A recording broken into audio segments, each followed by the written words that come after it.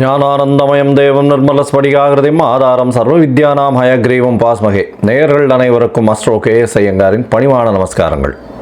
மாத பலன் குரோதி வருஷம் மாசி மாதம், அதாவது 13/2/2025 14/3/2025 வரலும் உண்டான காலகட்டத்தில் மேஷம் முதல் மீனம் வரை என்னென்ன பலன்கள் அப்படின்றத இந்த குரோதி வருஷம் மாசி மாதம் பார்க்கலாம்.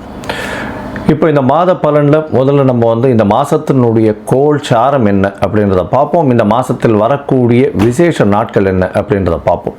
அதற்கு பிறகு மாதத்தினுடைய ஒரு ராசிக்கான பலன் என்னன்றதை பார்க்கலாம். இந்த மாதத்தினுடைய கோள் சாரம் அப்படின்னு எடுத்தோமேயானால்,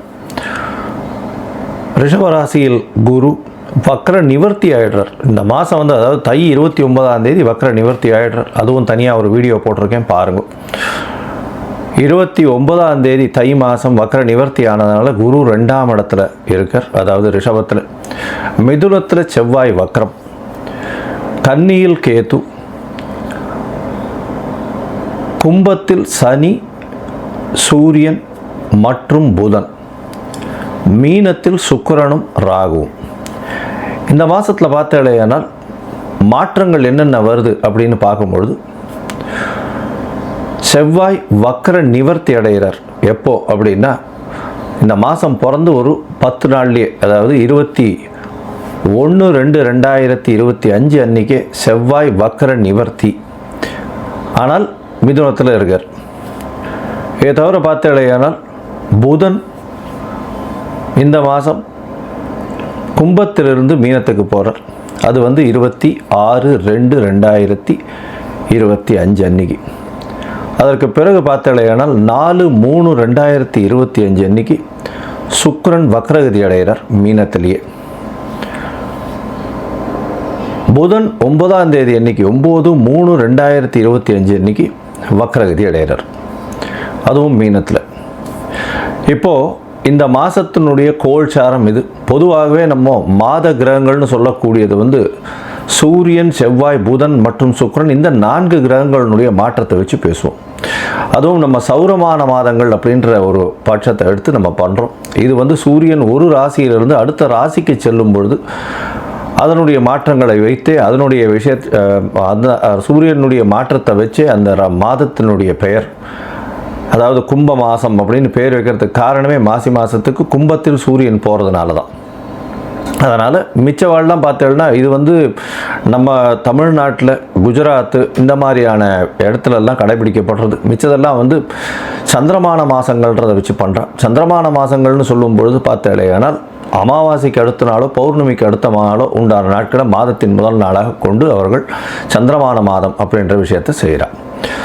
சரி, இந்த மாதத்தில் வரக்கூடிய விசேஷ நாட்கள் அப்படின்னு பார்த்தாலேயானால்,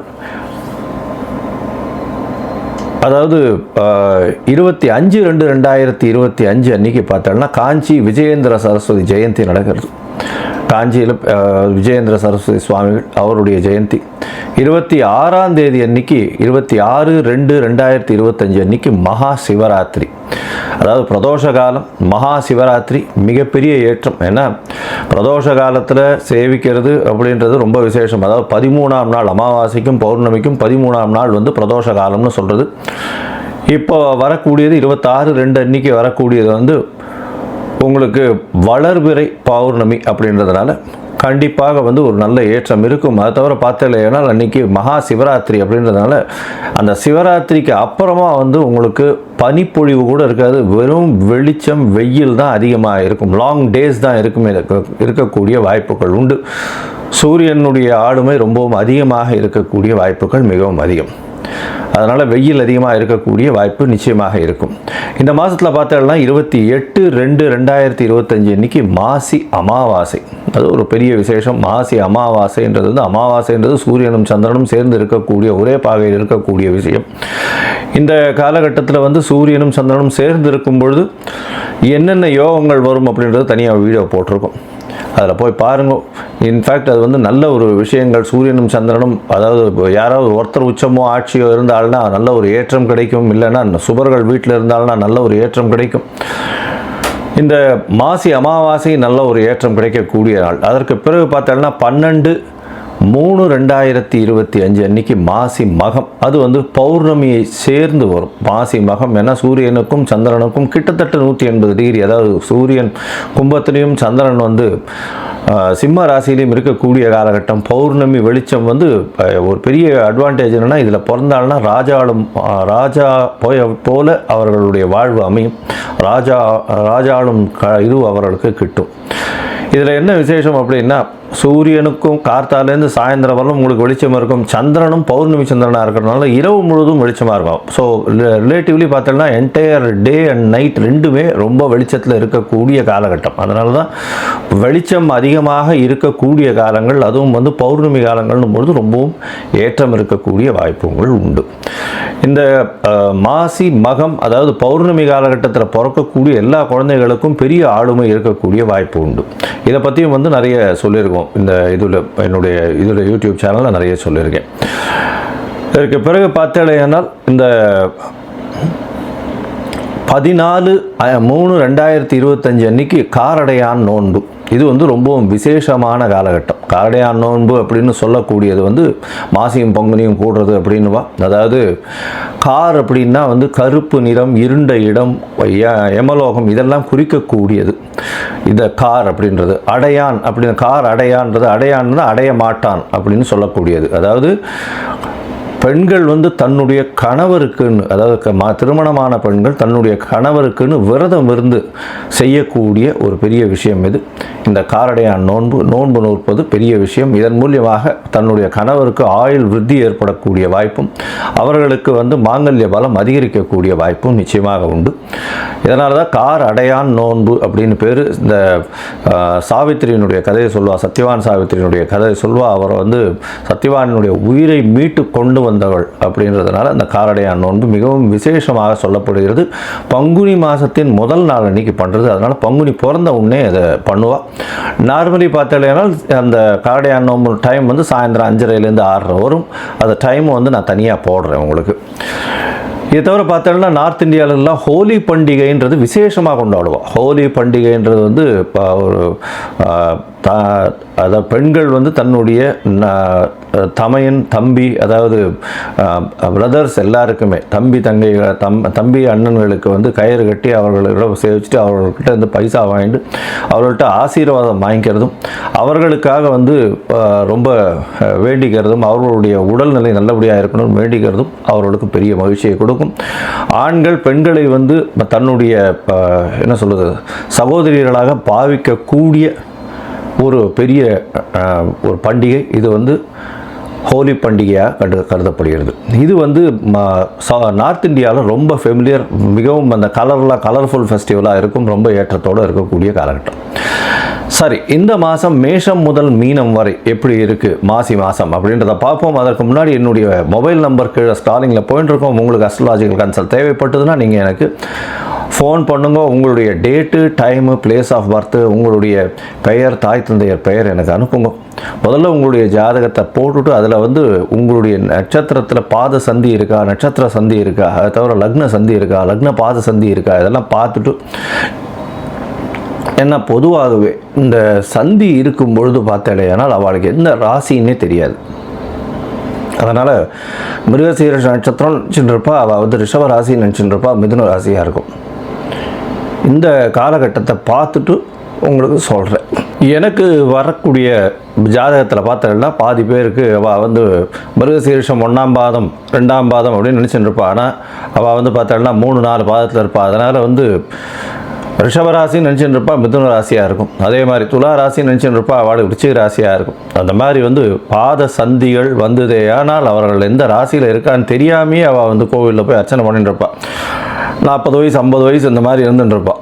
அதனால் முதல்ல வந்து உங்களுடைய நட்சத்திரம், உங்களுடைய நட்சத்திரத்தினுடைய பாதம், அப்போ வந்து என்ன ஆகும் அப்படின்னா, இப்போ நீங்கள் வந்து இப்போ நல்ல நேரம் நடந்துட்டுருக்குன்னு நினச்சிட்டு இருப்பீங்க. ஆனால் உங்களுடைய ஜாதகத்தில் இருக்கக்கூடிய லக்னத்திற்கு பார்த்தாலேயானால் நல்ல நேரம் நடக்கிறது நினச்சிட்டு இருப்பீங்க. ஆனால் உங்களுடைய தசை நல்லபடியாக வேலை செய்யாது. காரணம் என்னென்னா, பாதங்கள் மாறி போய் உங்களுடைய ராசி, லக்னத்தினுடைய லக்னம் இருக்கக்கூடிய ராசி எல்லாமே மாறி இருக்கும். அதனால் முதல்ல வந்து உங்களுடைய லக்னம் சரியாக இருக்கிறதா, லக்ன பாத சந்தி கரெக்டாக இருக்கா, நட்சத்திரம் சரியாக இருக்கா, நட்சத்திர பாத சந்தி கரெக்டாக இருக்கா அப்படின்றத தெரிஞ்சுட்டு உங்களுக்கு அப்பாயின்மெண்ட் கொடுக்குறேன், என்னுடைய கட்டணம் என்னன்றதை சொல்கிறேன், அதை பாருங்கள், அதை அனுப்புங்க. அதை அனுப்பிச்சதுக்கப்புறம் உங்களுக்கு அப்பாயின்மெண்ட் தரேன், அதுக்கப்புறம் பேசலாம். சரி, இப்போ மேஷம் முதல் மீனம் வரை மாசி மாதம் குரோதி வருஷம் 2025 பலன்கள் ஒன்றொன்றாக பார்க்கலாம். கும்பம், அவிட்டம், சதயம், பூரட்டாதி, இந்த 3 நட்சத்திரம் 9 பாதங்களை கொண்ட ராசி. ராசியின் அதிபதி அப்படின்னு சொல்லக்கூடியவர் சனி பகவான்.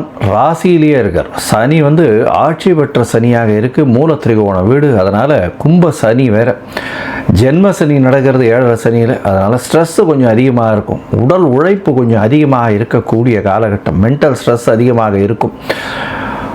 இந்த மாதம் பார்த்தேன்னா, அதாவது உங்களுடைய ராசிக்கு 4ஆம் இடத்துல குரு வக்கர நிவர்த்தி அடைகிறது பெரிய விசேஷம். இதன் மூலியமாக பார்த்தேன்னா, ஏன்னா தை 29ஆம் தேதிக்கு குரு வக்கர நிவர்த்தி அடைகிறார். இதன் மூலியமாக பெரிய ஏற்றம் கிடைக்கும், புதிய வீடு மனை வாங்கக்கூடிய பாக்கியம். அதை தவிர பார்த்தேன்னா, எடுத்த காரியங்களில் வெற்றி, படிக்கக்கூடிய மாணவர்களுக்கு நல்ல ஏற்றம் இருக்கக்கூடிய காலகட்டமாக அமையிறது. உங்களுடைய ராசிக்கு பார்த்தேன்னா 2ஆம் இடத்துல சுக்கிரன் உச்சம், அதாவது 4, 9 அதிபதி, ஒரு திரிகோண கேந்திரத்தின் அதிபதினு சொல்லக்கூடியவர் இந்த மாதத்தில் 2ஆம் இடத்துல தனஸ்தானத்தில் உச்சம் பெற்று போகிறது பெரிய விசேஷம். இதன் மூலியமாக தந்தையின் மூலியமாக சொத்துக்கள் வரக்கூடிய வாய்ப்பும், அதை தவிர படிக்கக்கூடிய மாணவியர்களுக்கு நல்ல ஒரு ஏற்றமும் இருக்கக்கூடிய காலகட்டம். இந்த இதில் பார்த்தாலேயானால் இந்த கும்பராசிக்காரர்கள் பேச்சில் இந்த மாதம் எல்லாரையுமே வெற்றி கொள்ளக்கூடிய காலகட்டம். இந்த மாதம் பார்த்தீங்கன்னா குருவும் சுக்கிரனும் பரிவர்த்தனை யோகம் அமையிறது பெரிய விசேஷம். இதன் மூலியமாக தனகாரகன் தனஸ்தானத்திலேயே ஆட்சி பெற்றதற்கு அதனால் பண வரவிற்கு பஞ்சம் இருக்காது. திடீர் பண வரவு, அதாவது எவ்வளோ எதிர்பார்க்காத அளவுக்கு பணம் வரக்கூடிய வாய்ப்புகள் நிச்சயமாக இருக்கும். உங்களுடைய ராசிக்கு 4ஆம் இடத்துல பரிவர்த்தனை யோகத்தில் சுக்கிரன் ஆட்சி பெறதுனால படிக்கக்கூடிய மாணவியர்கள், சூப்பர் ஸ்பெஷாலிட்டி அந்த மாதிரியான விஷயங்கள் படிக்கிறவாடுகள்லாம் பெரிய ஏற்றம் கிடைக்கக்கூடிய காலகட்டம். புதிய வீடு மனை வாங்கக்கூடிய பாக்கியம், தாயினுடைய உடல்நிலையில் நல்ல ஒரு ஏற்றம் இருக்கக்கூடிய வாய்ப்புகள் நிச்சயமாக இருக்கும். ராசிக்கு சப்தமாதிபதினு சொல்லக்கூடிய சூரியன் உங்களுடைய ராசியிலே இருக்கார். பொதுவாகவே பார்த்தோம்னா இந்த மாத கிரகங்கள்னு சொல்லக்கூடிய சூரியன், செவ்வாய், புதன் மற்றும் சுக்கிரனுடைய மாற்றங்களை வச்சு தான் மாத பலன்களை சொல்லுவோம். சூரியன் உங்களுடைய ராசியிலேயே இந்த மாதம் மொத்தம் இருக்கார். சனியோடு சேர்ந்து இருக்கிறதுனால சற்று எதிர்பாலினத்தவரோடு சற்று பிரச்சனைகள் வரக்கூடிய வாய்ப்பும் இருந்தாலும் உங்களுக்கு வெற்றிகள் அதிகமாக இருக்கும். அது தவிர பார்த்தாலேயானால் பார்ட்னர்ஷிப் பிஸ்னஸில் உங்களுடைய கை ஓங்கி இருக்கக்கூடிய காலகட்டம் ரொம்ப அதிகமாக இருக்குது. பார்ட்னர்ஷிப் பிஸ்னஸில் நீங்கள் வச்சது நிச்சயமாக நடக்கும். அதனால் கொஞ்சம் அதிகமாக உழைப்பு போட வேண்டிய காலகட்டமாக அமைய போகிறது. புதிய முயற்சிகள் எல்லாமே வெற்றி பெறும். என்ன 3ஆம் அதிபதி 5ஆம் இடத்துல இருக்கிறது ரொம்ப விசேஷம். இதன் மூலியமாக பார்த்தேனால் ஆண்களுக்கு இந்த இது இருந்ததே ஆனால், அதாவது ஸ்பாம் கவுன்ஸ் கம்மியாக இருந்ததே ஆனால் அவர்களுக்கு இந்த காலகட்டத்தில் நல்ல ஒரு ஏற்றம் இருக்கும். ஏன்னா செவ்வாய் வக்கரகதியில் இருந்தாலும் செவ்வாய் வக்கரம் 21/2/2025 வக்கர நிவர்த்தி ஆயிடுது. அதனால் 3ஆம் அதிபதி 5ஆம் இடத்துல இருக்கிறது நல்ல ஒரு ஏற்றம். குழந்தைகள் மூலியமாக நல்ல ஒரு ஏற்றம் கிடைக்கக்கூடிய காலகட்டமாக அமைப்போகுது. உங்களுடைய ராசிக்கு 5ஆம் இடத்துல செவ்வாய் இருக்கார். செவ்வாய் 5ஆம் இடத்துல இருக்கிறதுனால உங்களுக்கு புதிய பதவி, புகழ், அந்தஸ்து, கௌரவம்லாம் வரக்கூடிய வாய்ப்புகள் நிச்சயமாக இருக்கும். இந்த மாதத்தில் உங்களுடைய ராசியிலேயே 5ஆம் அதிபதியும் இருக்கார். அதாவது புதன் உங்களுடைய ராசியிலேயே இருக்கார், சூரியனோடு சேர்ந்து இருக்கக்கூடிய காலகட்டம். அவரே 8ஆம் அதிபதியாக இருக்கிறதுனால வெளிநாடு போய் படிக்கக்கூடிய பாக்கியமும், வெளிநாடு வேலைக்குன்னு போகக்கூடிய வாய்ப்பும் நிச்சயமாக இந்த காலகட்டத்தில் அமைய போகிறது. இந்த மாதத்தில் பார்த்தலையானால் உங்களுடைய முயற்சிகள் எல்லாமே நல்ல ஒரு ஏற்றத்தை கொடுக்கக்கூடிய காலகட்டமாக அமையிறது. முயற்சிகள் எல்லாமே வெற்றி வரும், கவலைப்பட தேவையில்லை. அதை தவிர போட்டி தேர்வில் வெற்றி பெறக்கூடிய வாய்ப்புகள் நிச்சயமாக இருக்கும். பேச்சில் நல்ல நளினம் இருக்கும். அதுவும் இந்த கும்பராசிக்காரர்கள் இரும்பு சம்பந்தமான தொழில், எண்ணெய் சம்பந்தமான தொழில், எண்ணெய் வித்துக்கள் சம்பந்தமான தொழில், அதை தவிர இந்த துப்புரவு தொழிலாளர்கள், அதை தவிர civil engineering, mechanical engineering, communication engineering, இதிலெல்லாம் பெரிய ஏற்றம் இருக்கும். அதை தவிர பேச்சில் ரொம்ப லாபகமாக பேசி எல்லாரையும் கவரக்கூடிய தொழிலாக, அதாவது பேச்சு தொழிலில் இருக்கிறவங்க, அதாவது அரசியல், அதை தவிர இந்த இது பிரவச்சனம் சொல்கிறவங்க, அதாவது உபன்யாசம் பண்ணுறவங்க, இவங்களுக்கெல்லாம் பெரிய ஏற்றம் கிடைக்கக்கூடிய காலகட்டமாக இந்த மாதம் அமைய போகிறது. ஏன்னா ராசிக்கு 2ஆம் இடத்துல புதன் போகிறார். புதன் நீச்சப்பட்டு போகிறார். ஒரு என்ன சொல்கிறது, 25/2 அந்த காலகட்டத்தில் புதனும் 2ஆம் இடத்துக்கு போயிடுறார். 2ஆம் இடத்துக்கு போகும்போது என்ன ஆகும் அப்படின்னா பேச்சில் நீச்ச பங்கம் வருது. அதாவது 5ஆம் அதிபதி 2ஆம் இடத்துல இருக்கிறதுனால புதன் நீச்ச பங்கமாகிறது. நீங்கள் பேசக்கூடிய வார்த்தைகள் எல்லாமே ரொம்பவும் ஸ்ட்ராங்காக இருக்கும். அது அடுத்தவர்களுக்கு போய் சேரும். உங்களுடைய வார்த்தைகளை மிகவும் அழகாக ஏற்றுக்கொண்டு அவர்கள் வெற்றியை நாடி செல்லக்கூடிய வாய்ப்பு, உங்களுக்கு ஃபாலோவர்ஸ் அதிகமாக இருக்கக்கூடிய வாய்ப்புகள் இந்த காலகட்டத்தில் நிச்சயமாக இருக்கும். இந்த காலகட்டத்தில் முயற்சிகள் எல்லாமே வெற்றி பெறும்னு சொல்லணும். இருந்தாலும் சில நாட்கள் முயற்சிகளை தள்ளி போடுறது நல்லது. அந்த சில நாட்கள்னு சொல்லக்கூடியது சந்திராஷ்டம காலம். சந்திராஷ்டம காலத்தில் உங்களுடைய ராசிக்கு 8ஆம் இடத்துல, அதாவது மறைவு ஸ்தானத்தில் சந்திரன் போகக்கூடிய காலகட்டமாக இருக்குது. மதிகாரகன்னு சொல்லக்கூடிய சந்திரன் மறைந்திருக்கக்கூடிய காலகட்டத்தை சந்திராஷ்டம காலம்னு சொல்கிறோம். ஒருவேளை இந்த காலகட்டத்தில் பண்ண வேண்டிய காரியங்கள் இருந்தது ஆனால், அதாவது ஏதாவது புதிய முயற்சிகள்லாம் பண்ண வேண்டிய காலம், அதாவது ஒரு டெசிஷன் எடுக்க வேண்டிய காலமாக இருந்தது ஆனால் சந்திரனுக்கு உண்டான எளிய பரிகாரம்னு சொல்லக்கூடியது அகத்திக்கீரை கட்டு அருகில் இருக்கக்கூடிய கோவிலில் இருக்கக்கூடிய கோசாலையில் கொண்டு போய் பசுக்களுக்கு கொடுத்துட்டு போகிறதன் மூலியமாக சந்திராஷ்டமத்தின் தாக்கம் நிச்சயமாக குறையும். இந்த மாதம் நீங்கள் கால பைரவரை போய் வணங்கணும். கால பைரவர் அப்படின்னு சொல்லக்கூடியவர் சிவன் கோவிலில் இருக்கக்கூடியவர். அவர்கிட்ட தான் கோவிலை பூட்டிட்டு சாவியை ஒப்படைச்சிட்டு போவார். எல்லாவற்றையும் பாதுகாக்கக்கூடியவர். சனிக்கு அவரே குருநாதராக கருதப்படுபவர். அதனால் சனியினுடைய பிரச்சனையை தாண்டி செல்வதற்கு நிச்சயமாக கால பைரவரை வேண்டுவது நிச்சயம் நல்லது. மொத்தத்தில் பார்த்தலையானால் இந்த மாதம், அதாவது மாசி மாதம் உடல் நலத்தில் நல்ல ஏற்றம் இருக்கும். ஆனால் ஸ்ட்ரெஸ் அதிகமாக இருக்கும். எதிர்பாலினத்தவர் மூலியமாக சிறு சிறு தொந்தரவுகள் இருக்கக்கூடிய வாய்ப்பு. குழந்தை பிராப்தி ஏற்படக்கூடிய பாக்கியம். பேச்சில் நல்ல நளினம் இருக்கும். பாட்டு பாடக்கூடியவர்களுக்கெல்லாம் வெற்றி கிடைக்கக்கூடிய வாய்ப்பு. கலைத்துறையில் பெரிய ஏற்றம் கிடைக்கும். அரசியல் செல்வாக்குகள் அதிகமாகும்.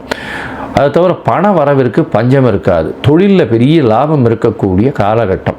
புதிய வீடு மனை வாங்கக்கூடிய பாக்கியம் உண்டு. தாயின் உடல்நிலையில் பெரிய ஏற்றம் இருக்கக்கூடிய வாய்ப்பு. தந்தையின் உடல்நிலையில் சற்று பின்னடைவு இருக்கக்கூடிய வாய்ப்புகள் உண்டு. உங்களுடைய உடல்நிலையில் சற்று பின்னடைவு இருக்கும். இருந்தாலும் ஸ்ட்ரெஸ் ரொம்ப அதிகமாக இருக்கக்கூடிய, அழுத்தம் இருக்கக்கூடிய, மன அழுத்தம் இருக்கக்கூடிய வாய்ப்புகள் மிகவும் அதிகம். மொத்தத்தில் பார்த்தீங்களேனால் இந்த மாசி மாதம் குரோதி வருஷம் நல்ல ஒரு ஏற்றம் இருக்கும். உடல் நலத்திலும் ஸ்ட்ரெஸ்ஸிலையும் கண்டிப்பாக கவனம் தேவை.